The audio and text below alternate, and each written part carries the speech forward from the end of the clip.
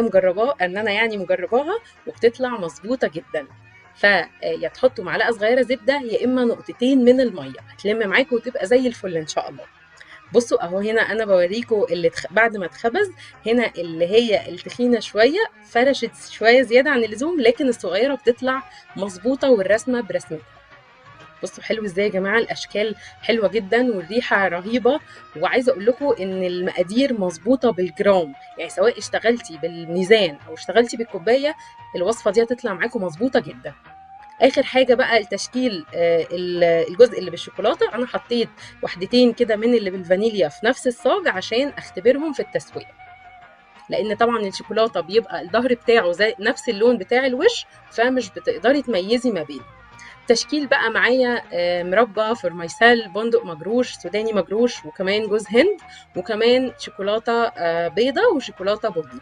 النوع